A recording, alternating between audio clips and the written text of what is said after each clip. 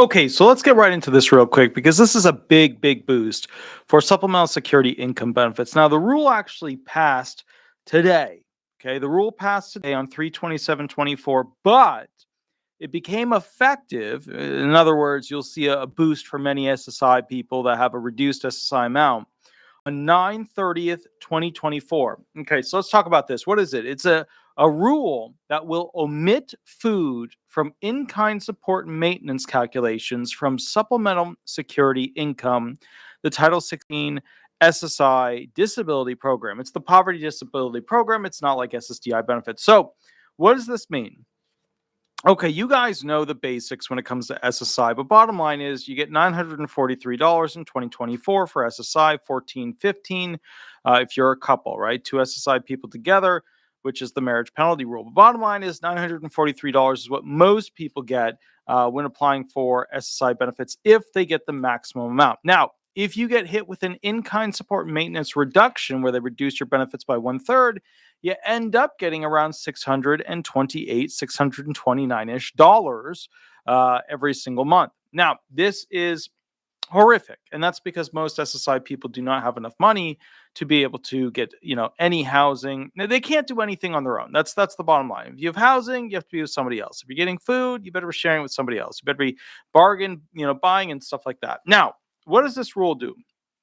Instead of giving people who have a reduced amount of SSI benefits to $628, instead of giving them that, it's going to increase it up to the full $943. Now, a lot of you guys are thinking, well, that's not really that much.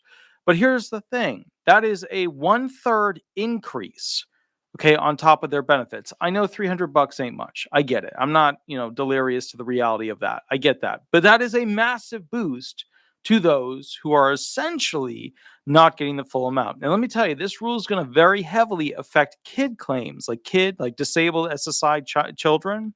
It's going to heavily affect them and get their parents more money to be able to take care of them, which is absolutely excellent.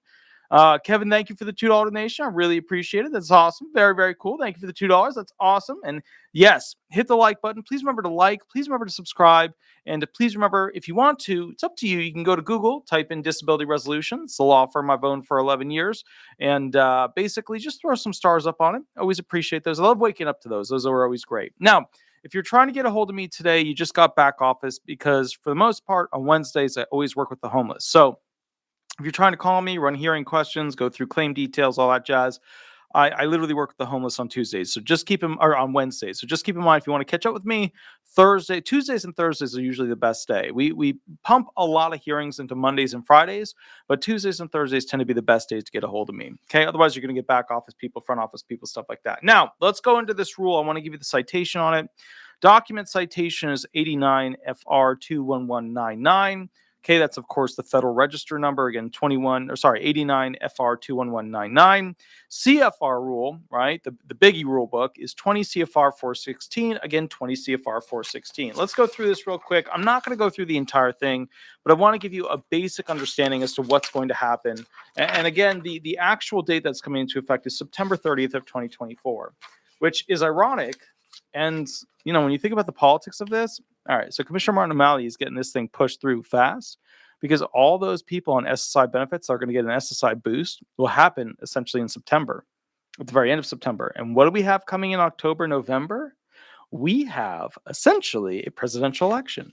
And what does that mean? It means all those SSI people who get a boost are more likely to vote for President Biden because SSI 1/3 increase for not counting food as a reducing factor for the 1/3 reduction rule, also known as the in-kind support maintenance rule. So as a political joust, this is a brilliant move on behalf of the Democrats. The Democrats were very smart with time placement on this. They played it very, very well. Let's get through a real quick summary. We are updating our supplemental security income regulations to remove food from the calculations of in-kind support and maintenance, ISM. We are also adding conforming language to our definition of income. These changes simplify our rules by making them less cumbersome to administer and easier for the public to understand and follow, and they improve the equitable treatment of food assistance within the SSI program. This final rule also includes other minor revisions to our regulations related to income, including clarifying our long-standing position that income may be received constructively. Okay. All right. We're going to be going through kind of the food stuff real quick. We'll be going through the income stuff on another day. Let me just give you a basic background here. All right. Now, the justification for change, I want you to hear it before we go into the real detail stuff. And the reason why is that you need to understand why they feel, as a government, as a Social Security Administration, why they want to change SSI and give more SSI people more money. Now, remember, this is not like one of those fluff videos where it's like, this amount coming tomorrow. No, this is something that's been passed. It was passed today, comes into effect at the end of September of this year. Cool. Justification for this change. We historically included in-kind receipt of food in our ISM calculations because food assistance helps people meet their basic needs.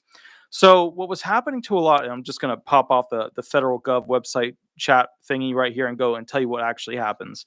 So the problem is that when like grandma or, Uncle Billy or whatever, everybody loves Uncle Billy, would give food or money for food to somebody, what would happen is, basically that would be translated into this like food oriented, like, gifting procedure for SSI benefits. And they would start to calculate that. And if it was a certain amount, right, they would pull away a certain amount from your benefits. And that would result in you getting less SSI benefits as an impoverished person. And now the bottom line here is that this will affect all SSI people who have had food be calculated against them for the purposes of reducing their SSI benefits. Now, I know what you guys are thinking. SSI benefits, even at their maximum level, $943, are not enough. Obviously, but that is the result of an economy that tanked, right? This past couple of years, economy's tanked. Nobody's going to argue against that. Of course, there'll always be one person who's like, my investments are doing great. Yeah, but that asshole is not using the standard of reality, which is the standard of living, not how your investments are doing. Like, not everybody has your investments. The standard is like, how much is food? How much is insurance? How much is gas? How much is, all the stuff that you buy or pay into on a monthly basis? Like, the stuff you need defines your standard of living. And if the cost of it goes up, guess what? It makes it harder for you to live. Ergo, your standard of living decreases because you have less. All right, here we go. However, the complexities of our current food ISM policies outweigh their utility. As discussed in the NPRM in much greater detail, we are revising our policy for several purposes, including to make our policies simpler and thus easier to comprehend and use, and to promote equity, both by treating food assistance equally regardless of the source, and by not disadvantaging an already vulnerable population when they receive food assistance. This is all true. I love how they throw the word equity in there, because remember, every government agency, every government document is like on a hopium equity, like, injecting it into their veins level of use at this point. Like, that equity word, equitable, equity, is just being shoved into the pockets of every agency's, top executives. Like, I don't know if you've read a lot of the reports, but it's just like, give it a effing break already. Like, they can come up with other words to define it. It's just like they're overusing it, and they're to some degree abusing that word at this point. All right, first, this final rule simplifies SSI policy because it removes a variable from ISM calculations, which in turn will reduce the amount of program rules an applicant or recipient from our ISM calculations, needs to understand. So it'll reduce, right, what the applicant needs to understand. It will reduce the calculation time that it takes for them to calculate how they're going to reduce your benefits. It'll reduce the amount of information that applicants or recipients must report. It'll simplify and shorten processing, which they're interested in because they don't have enough employees right now, right? They should be operating with like 90,000, 95,000 employees. They're down to 55,000. And lead to fewer benefit recalculations and payment errors. Now, the big thing is they don't want more overpayments because the government, the senators and House reps are all over the Social Security's butt on this because they have such a massive amount of overpayments. Commissioner Kijikazi was the one who actually started this changeover. So it's kind of sad that she doesn't get to see the outcome of it. But I knew that when Commissioner Martin O'Malley came in, he would be kind of like the cheerleader for the political direction of Biden's Social Security Administration, which is exactly what's happening right here. So like, this is interesting because this came out to give enough time for the rule to come into existence right at the moment when people will be getting more money on SSI benefits, which will drastically increase the amount of votes Biden gets. So, it's interesting. It's very interesting how they're doing it. Second, the final rule promotes equity. Christ, Jesus. Just like, guys, we can come up with other words for equity. Like it was just, you know what I mean? And unfortunately, equity is now getting a bad name because in reality, it's forcing some to live with less so that others can live with more. And the problem is that the ones who have to live with less don't even have that much anymore. So it's equity's not being sold in a positive way anymore because it's too aggressive. They're coming too hard with it. Okay, next thing. All right, so SSI recipients by definition have low income and resources because low income people disproportionately encounter barriers across a range of social health and economic outcomes. Our goal is to improve their circumstances, thus improving equity. Every damn sentence, every sentence. As we discussed in our NPRM, disabled individuals are more likely to be food insecure, and this policy change will remove critical barriers to receiving informal food assistance from friends, family, and community networks for support. Under our current policy, this type of food assistance from family and friends is treated differently than food support from charitable or government sources. Okay. Thus, excluding food from the calculations of ISM ensures that food assistance from public and private sources is treated uniformly under our ISM rules. Overall, this final rule promotes equity by, there's equity again, providing increased financial security to affected beneficiaries, providing consistent treatment of food support regardless of source, reducing reporting requirements and the effects of reporting on applicants and recipients, and facilitating improved food security among certain beneficiaries. In addition, as we discussed in the NPRM, food costs are quite variable, and valuing food is inherently challenging because it is difficult to accurately estimate food expenses. That's not accurate until Biden got in. Now that's pretty accurate of a statement because now food is going up rampantly, horrifically, aggressively. It's out of control. So I think food expenses were totally very easy to calculate, very straightforward. Now with food prices going up like on a monthly basis, I agree. I agree with their statement. Food now is quite variable and valuing food is inherently challenging. Now it is. Now it is. Yeah, absolutely. It wasn't like that 5 years ago. It wasn't like that 10 years ago, 20 years ago, 30 years ago, 40 years ago, 50 years ago. Just right now. Just right now. Individuals receive food at different intervals in different amounts and from different sources, and the price of food can fluctuate significantly or over a relatively short period of time.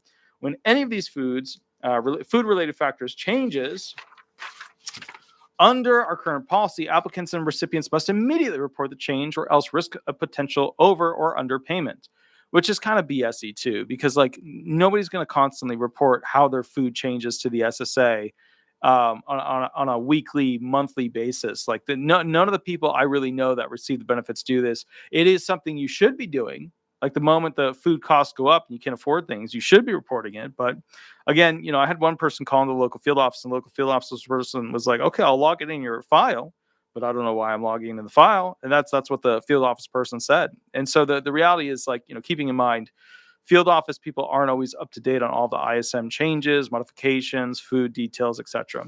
Kevin, thank you for the $2 donation. That's very, very cool. So no, this does not affect SSDI benefits in any way, fashion, or form. ISM is purely, in-kind support maintenance, an SSI only rule. There are changes potentially coming for SSDI benefits. We're going to do some videos on those as well. Now back to this thingy. This creates significant burdens for the SSI applicants and recipients, and also for the agency to process frequent changes related to food ISM and ensure that payments are accurate. As we noted in the NPRM, our ISM calculations have historically been a significant cause of payment errors. They're talking about overpayments because the SSA is afraid of getting more overpayment news. And the problem is they did this whole news thing, and then the senators and the House reps, they bid into it, and both sides bid into it. It wasn't just the Republicans going like, "What the hell are you doing?" It was the Democrats going, "What the hell are you doing to the people?" And the Republicans were like, "Why don't we have all these billions back into the SSA? You're way overpaying these people." But that's kind of how the two political parties go. Like the Democrats are like, "What happened to my babies?" And the Republicans are like, "You're destroying the empire." One of those kind of gigs. We anticipate that eliminating a high variable expense such as food from our ISM calculations will help us achieve greater program efficiency and payment accuracy. And of course, they didn't mention equity, but I'll just throw equity in there. Equity. It'll achieve equity. Equity 3 times divided by nothing. It's just pure equity over and over. All right. Modifications from the NPRM. In several places, this final rule differs slightly from the CFR text we set out in the NPRM, which I went over back in the day. As discussed earlier, we revised the language because our original 3 questions might have disadvantaged applicants and recipients who obtain food outside of their household. Okay. We anticipate that the revised questions will be more comprehensive than the original 3 questions we proposed in the NPRM. In addition, we eliminated the phrase we proposed related to receiving shelter from a combination of others living inside the household and others living outside the household. In these instances, this final rule retains existing CFR language, which references only receipt of shelter from others living in the household. So they basically made it more kind of, specific to it. So again, they changed it to this, which references only receipt of shelter from others living in the household instead of combination of others living inside the household and others living outside the household. Okay. So it's just about, are they getting, stuff from others living in the household? Okay. We detail these changes below. We revised paragraph H of 20 CFR 416.1121. In NPRM, we stated that one rule applies if you are living throughout a month in another person's household, receiving all your shelter from others living in the household. This final rule revises this to you are living in another person's household, you receive shelter from others living in the household, and others within the household pay for or provide you with all of your meals. Once again, with all, keyword there, all of your meals. This is important because from a supplemental security income standpoint, they're talking about people inside the house, living inside the house, providing you all of your meals, okay? Which means, just to be clear, how like when you check off, like I receive my food separate, I eat separately from others, I buy my food separately from others, I don't eat out every single meal. When you fill out your stuff to like get your food stamps, there's going to be a list of things that I'll create a list so that when you're talking to the SSA in the future, once this thing actually finally goes into effect, I'll make a list of things that you have to say. And then, whatever your side of the fence is, you do what you have to do. But I'll make a list of those things that you have to say to the SSA in order to get your maximum amount of benefits going forward for supplemental security income. Okay. We revised paragraph C of 20 CFR 416.1130. Cool. Okay. And redesignated it as paragraph B2. In the NPRM, we stated that the VTR rule applies if applicants or recipients so like the person receiving the benefits or applying for the benefits are living in the household of a person who provides you with shelter unless we determine that you buy your food separately from the household, eat all meals out, or receive supplemental nutrition assistance program benefits. This final rule revises this to, and others within the household pay for or provide you with all of your meals. So what they're really getting at here is this attachment of who's really buying the meals and how many of those meals are truly being provided to you. Is it all of them? Is it part of them? Is it none of them? Okay. We revised paragraph A2 of 20 CFR 416.1131 to eliminate the phrase combination of others living inside the household and others living outside the household. We also revised paragraph A3 of 20 CFR 416.1131. In the NPRM, we stated that the VTR rule applies when you, applicants or recipients, okay, so the people who are applying for benefits or receiving the benefits. So this is what they, basically this is what they had in the NPRM. Do not buy food separately from the household, eat all meals out, or receive supplemental nutrition assistance program benefits. This final rule revises this when others within the household pay for or provide you with all your meals. So basically, they're taking what Medicaid normally asks, and they're just adding a portion on there to the others within the household pay for or provide you with all of your meals gig. That's what they're kind of doing here. So, and remember, they're taking portions of what the Medicaid actually requires out and just going with that smaller portion there. We revised paragraph A of 20 CFR 416.1141. In the NPRM, we did not propose changes to the section. The previous regulatory text stated that the PMV rule applies if applicants or recipients are living in another person's household, but not receiving both food and shelter from that person. The final rule revises this to you receive shelter from others living in the household, and others within the household do not pay for or provide you with all of your meals. So it looks like they're really restricting essentially this down to people that live in the household. That's what this is really coming down to. Christy Hughes, thank you for the $2 donation. That's absolutely awesome. Very, very cool. Excellent. Tara Denise, thank you for the $1.99 donation as well. That's awesome. I love the little pair with a little cool. That's very cool. Excellent, excellent. So next thing that they did, we revised, the SSA revised paragraph. Let's see where we got 20 CFR 416.1147 to eliminate the phrase combination of others living inside the household and others living outside the household. So the main thing that they're doing is they're getting rid of some of the Medicaid language, right? Some of the usual things that you see on the Medicaid form. And then they're basically going ahead and saying, okay, we're only looking at essentially those in the household who are essentially directly feeding you, right? As opposed to those potentially who could be feeding you outside of the household, which obviously cuts out a massive portion of those people who are getting their benefits reduced on supplemental security income. Because, a lot of people have like an aunt or a grandma or a grandpa or a cousin Billy or, whatever. They have somebody outside of the house that was like getting them food somehow. And as a result of them getting food, what that means is that, basically they would reduce their benefits down to that $628, $629, which sucked. It was not good at all. Patrick, thank you for the $3 donation. Super duper awesome. Thank you. Kevin, $5 donation, which is awesome as well. Well, thank you, good sir. Says find food banks, people. Some states you can go to as many as you want a month. Yeah, so let me just kind of build on what Kevin's saying here. You guys know that I work with homeless centers every Wednesday. The bottom line with these homeless centers, most of them will provide to you food every day. They will provide to you shoes once every 1 week, 2 week, or a month. They'll provide you a phone, usually every 2 months to 4 months. If you like lose it or sell it or it gets eaten by a monster. They will provide you clothes, usually either every couple of days or once a week. They will provide to you assistance with somebody like helping you call government agencies or do things pretty much every day. So like certain things you can get way more often than other things at these homeless help facilities. Food is one of those items where you can get it consistently every single time. Okay. And the Samaritan Resource Center, the one I go to, I'm actually the oldest person, like the longest person serving that homeless center. Everybody that worked there when it was actually formed and framed has at this point retired or left or whatever. I'm the oldest thing from that Help the Homeless facility. But the bottom line is, just so just so you understand, food is always something that they usually give out on a daily basis with most of these facilities. Joseph Marquet, thank you for the $3 donation. Thank you for the $1.99 donation. That's very cool. That's the first super on the live stream, which is very cool. So let me go through this real quick. So they did revise paragraph A, and they basically took this one phrasing, combination of others living inside the household and others living outside the household. They swapped it to basically just those living in the household. We further revised paragraph. In the NPRM, we stated when both of you live in another person's household throughout a month and receive shelter from others living in the household or a combination of others living inside the household and others living outside the household, then the VTR rule applies to the couple.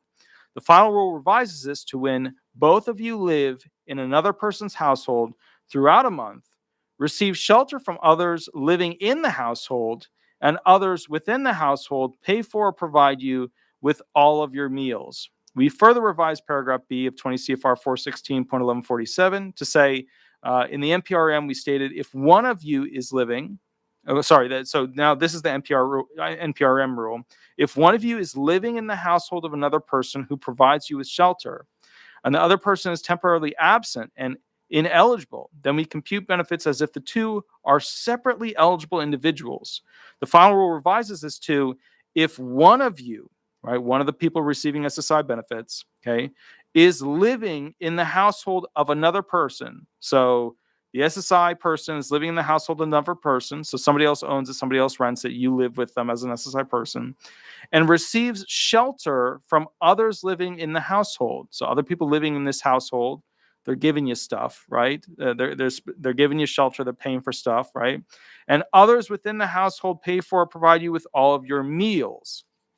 Notice that, with all of your meals, that language, all of your meals.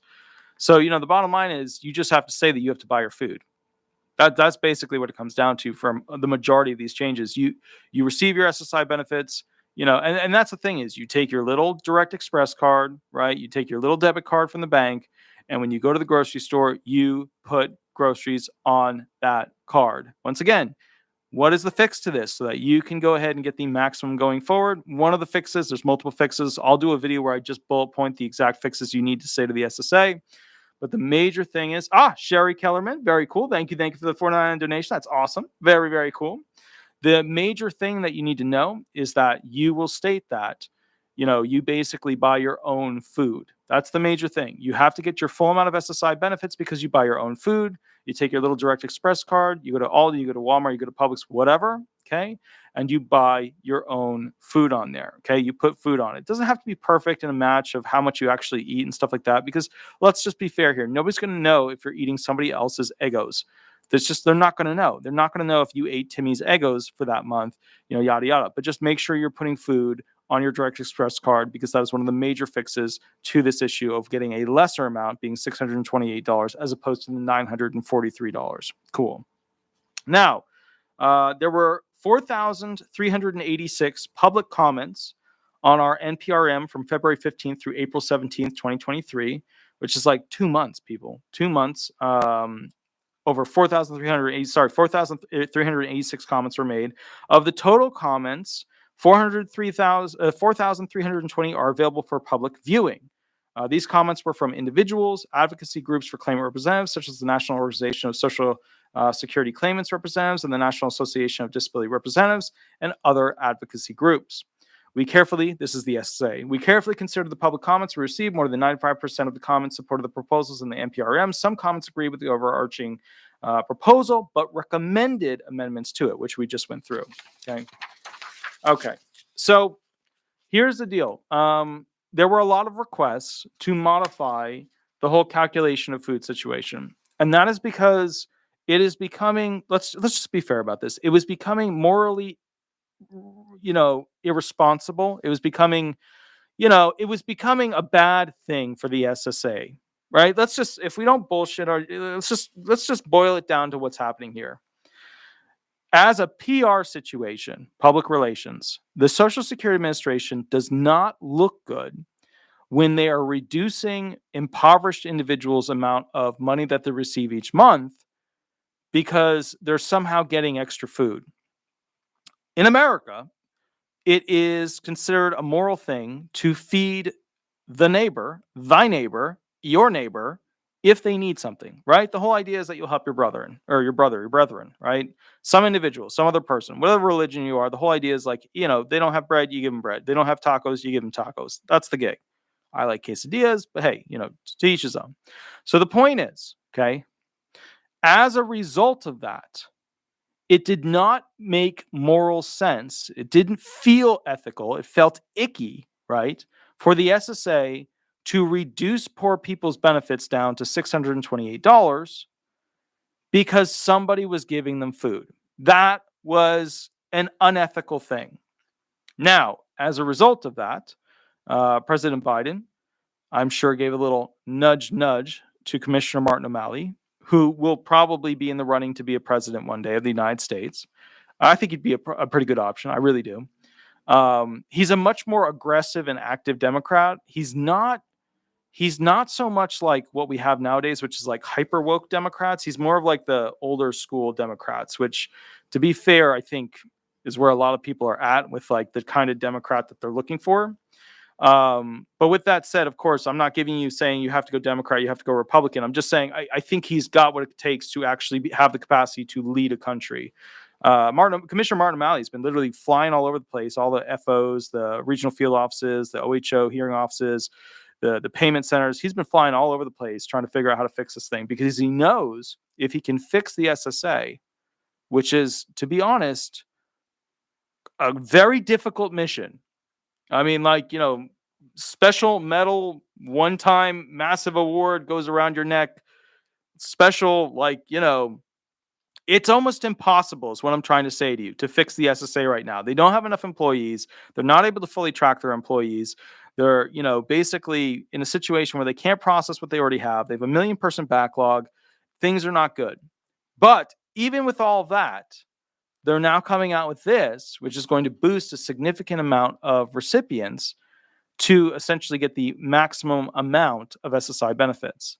Now, when that happens and they get a letter that says, hey, we are now increasing your Social Security supplemental security income benefits from $628 or $629, whatever it is, up to the maximum of $943 because of the new rule that was passed, people are going to go, okay, so Biden's White House, Biden's SSA, right, made it so that I could get the full amount of SSI benefits for my kid, or as a person that's on SSI benefits that is homeless. Because let's be fair here, and I mean, you guys let me know in the comments.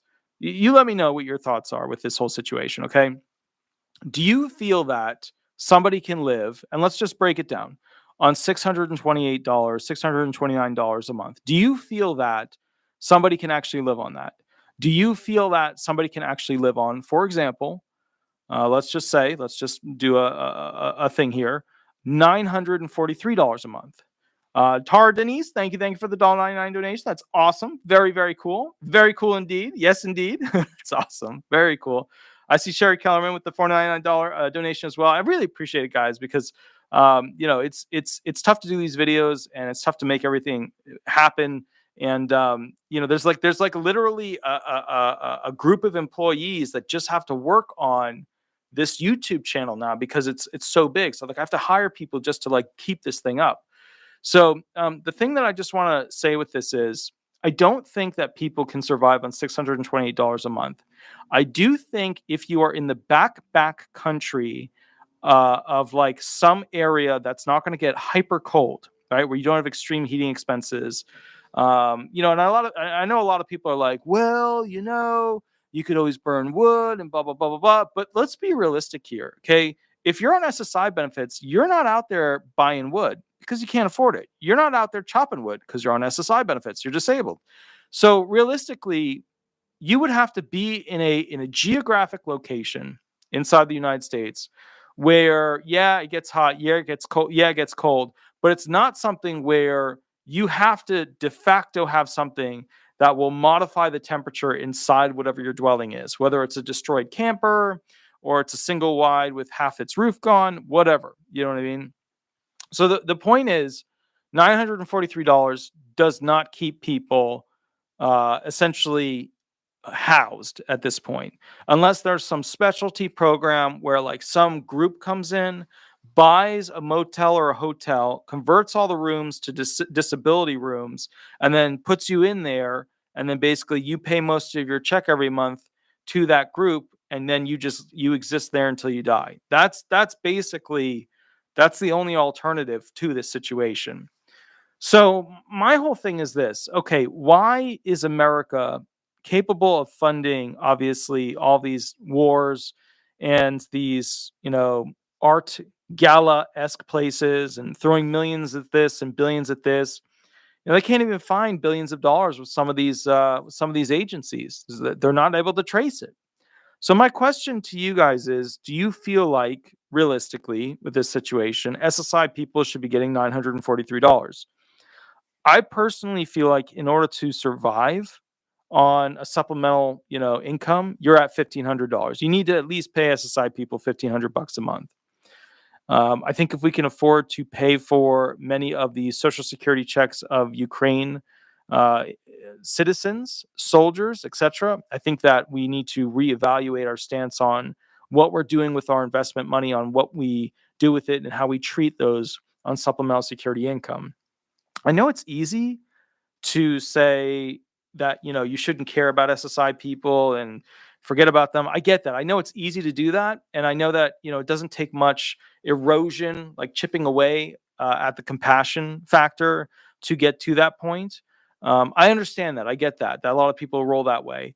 But I just want to point out the reason why SSI exists, the reason why Nixon was part of the passing of it, was that if you don't have SSI, you have massive, unlimited, unrestricted criminal activity, right? So just to kind of understand things, safety is one of the government's jobs when it comes to citizens. That's why we have a massive military. Also, being able to upkeep the bare minimum of those who can't work because they're disabled, over 65 and don't have retirement benefits, or refugees or asylum seekers, right? Which is, I get the whole immigrant thing is being abused, right? I get that. I understand it. But, understanding, when it works properly the way it's supposed to, when it's not being done like this, where they're just welding open gates, I get that. The whole idea is that with this whole situation, we expect that the poorest who can't really work because they're disadvantaged, they're disabled, or they're just old, right? And do you guys ever think how it's interesting how they keep raising the SSDI? They keep raising the retirement age from basically 65 to 67, and now they're trying to raise it from 67 to 69, but they don't raise the 65 SSI age. You guys notice that? The people who paid get screwed, but the people who haven't paid in don't get screwed. And if you guys notice that, that's another thing that's a big problem with this. But anyway, that's another video. But the point is, and I think this is important to understand, and this is kind of the final point with this situation. If we don't upkeep those who are disabled, elderly, and those coming into this country as asylum seekers and refugees, what happens is we get massive theft, massive torts, civil torts, massive amount of crimes, whether they're misdemeanors or felonies. We get a lot of violence. We get a lot of hatred. We don't want that. What we want is the bare minimum kept to a certain level. Now, what's the problem? If it takes $1,500 to upkeep somebody, right?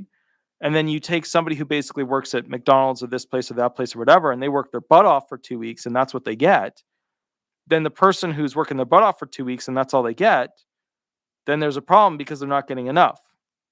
And if they're working their butt off for 2 weeks and that's all they're getting, and they see their other buddy who gets that without having to do anything, then it's going to cause some inequities, if you will, that cause hatred, suffering.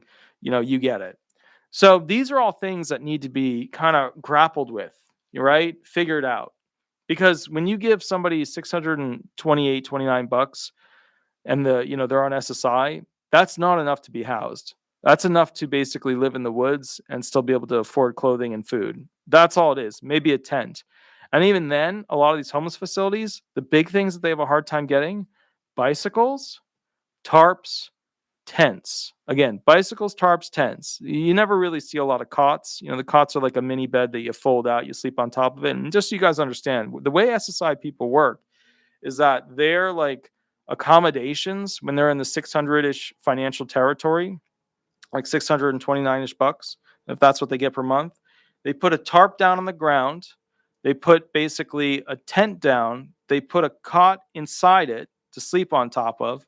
And then they put a tarp above the tent. So the tarp keeps the rain and the sun off of the tent so that the water and the sun doesn't erode through the top of the tent. And that's literally how people live in this country in the woods while receiving $629 a month on SSI benefits, which ain't good. It's not a good thing. I want to thank a few additional people. Life by the Sea, thank you. And Life by the Sea brings up a really good point. Here's something that's happening. Every time you see one poverty program go up, it reduces another poverty program. So what we're seeing is a lot of this game, right? A lot of like one goes up, one comes down, so that what you get as a whole usually stays around the same amount. So that is a very good point that I'm happy you kind of brought up there. Kevin, and thank you again for the $2 donation. He said, I sleep in my car. It gets -20 sleeping bags. Totally, hear that's not an exciting, and I mean, that would be miserable. And just so you guys know how it works with homeless people when they have a situation where they have to live in their car or they have to live in sleeping bags. The big thing is having some sort of laundry option available for repetitive use. But the problem is once you get past a certain point with, basically camping gear, you just have to throw it out because there's no saving it. There's no way to do laundry with it. So having cleaned and upkept laundry machines is really, really important. But the problem is with a lot of homeless individuals, especially in hot environments, a lot of the clothing, you take it, you wear it, you throw it out. That's just it. And it's rinse, repeat over and over when it comes to that stuff. Patrick Jean, thank you for the $4 donation. I see the little happy dude with the little cup. This is the juice that I've got myself, so that kind of matches up, which is awesome. Now I'm going to leave you guys with some final thoughts here. And oh, Robert C., thank you for the $1.99 donation. Thank you for what you do. I appreciate it. Excellent, excellent. I want to leave you with a final thought. And the final thought is this. If our goal is to have America have less crime, if our goal is to have Americans having a higher standard of living, if our goal is to have Americans going ahead and basically not being a burden on other family members, and that's an important one, because remember, when somebody gets $629 a month on SSI, all their family members, whether they report it or not, are burdened by that SSI recipient, right? In most cases, in most situations.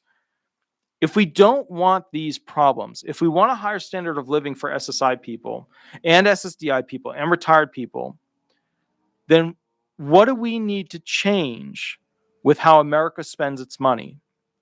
Because as you've probably noticed, there are hierarchies as to things America and politicians are ready to spend money on. And civilians, citizens, they are not at the top of that list right now. And I'll tell you the de facto reason why I know this. If you go look at the politicians talking about what's going on with Ukraine, they will say, yes, we need to look at Social Security. Yes, we need to deal with this budget internally that we have of $34 trillion. Yes, we need to look at that. But we must pass a law today for Ukraine. And when you must pass a law today for another country that most people still don't know where it is, that has a war, that really doesn't have anything to do with most Americans other than, natural gas and gasoline, raw stuff that we use to go ahead and power stuff. What you're saying is you value raw commodities more than basically the American citizen. And you value Russia getting dirt on its face more than the American citizens. I get it. We have to some degree, help Ukraine because otherwise Russia will just keep going. I get it. But when you look at the amount spent by each country, America always, man, when there's a problem, America gets out that money purse. And they're like, well, how much do you need? And they're like, oh, we need all of it. And America goes, oh, let me shake it and see what's in this puppy. Let me open it. Oh, look at that. Here you go. And they pass billions to these different places. All right. I will catch you guys a little bit later. I just want you to understand where I'm coming from this. And I just want you to understand why I get frustrated. We will do the next video. We're going to be doing 2 new rule videos. So just to clarify, one of the new rules we're actually, this is all new rules. We're doing 3 new rules coming out. One of them is this rule, which was basically just, they're putting it out there as something they want to change where they had opinions. The other 2 rules are specifically federal appellate rules that were changed for Social Security benefits. So we're going to be going through those so you can kind of hear what was decided. That way, at a higher level, not just at like the administrative SSA level, but like above that where there's like, federal district judges, appellate, justices, Supreme Court justices, stuff like that. We're going to go ahead and look at what they're doing so you understand how they're changing the landscape of Social Security disability benefits and how they're adjudicated. Please remember, if you like these videos, please remember to subscribe. Please remember to click the all button when you subscribe. There's a membership option, which we always appreciate. With that said, a side note, we did have the first official person. We've had a couple people in there, but the first official person recording specifically in the Whisper Room, which was absolutely amazing because we're going to be doing more recordings with higher end gear and higher end tech in the future. We're just kind of ramping up. I unfortunately screwed up all the wiring. It took me 45 minutes to figure out how to fix it. But the talent, the singer, was really cool about it, which I always appreciate. Which is kind of why I picked this person to be like the first person in there, because I knew if I was doing something wrong, they would be okay with it. Anyways, guys, I'll catch you a little bit later. Like, subscribe, hit Google, type in Disability Resolution Law Firm, and leave some stars if you could. I'll catch you a little bit later, and we will be doing the next video in about 15 minutes. Thanks so much. Please have a wonderful night. And thank you to Joseph Harsha for the $1 donation. I will catch you later, and we'll go from there. Thanks so much. All right. Bye-bye, everybody. Bye-bye.